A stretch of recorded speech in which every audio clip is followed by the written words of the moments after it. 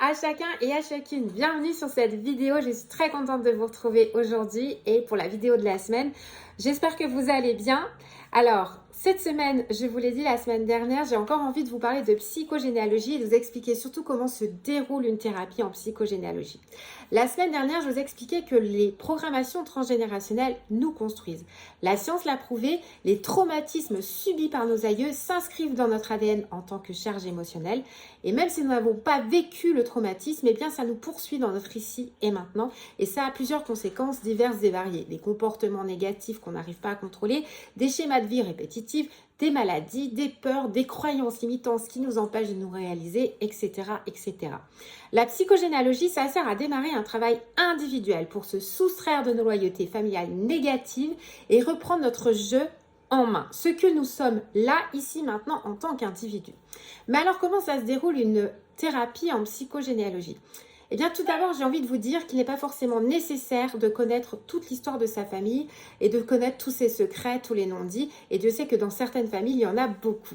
Sachez que même si vous avez été adopté, vous pouvez faire une thérapie en psychogénéalogie. Et oui, parce que ce qui compte, c'est pas de savoir qui a subi quoi, comment et pourquoi précisément. Ce qui compte, c'est de savoir ce que ça a généré comme programmation dans la descendance.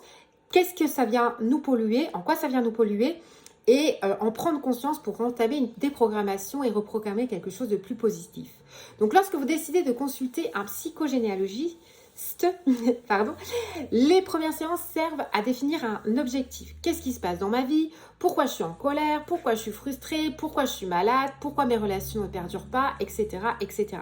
Le psychogénéalogiste va recueillir des infos sur votre situation actuelle et définir avec vous la stratégie de votre thérapie. Vous allez partager avec lui les informations que vous connaissez de votre famille et il va faire un généalogie, c'est un arbre généalogique qui résume un petit peu votre vie. Pour chercher quels sont les schémas de comportement qui se répètent et les traumatismes transgénérationnels qui sont issus de ça.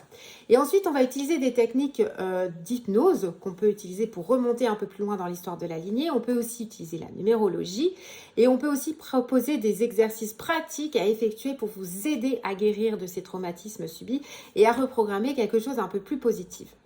Grosso modo, la thérapie en psychogénéalogie, c'est une thérapie brève qui va identifier les blessures et les traumatismes transgénérationnels qui vous polluent et vous permet de les libérer pour exprimer votre potentiel et vivre en accord avec vous-même.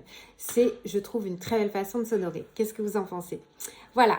Alors, si vous voulez en savoir un peu plus, comme d'habitude, vous allez retrouver le lien en premier commentaire en fait de l'article de mon site internet.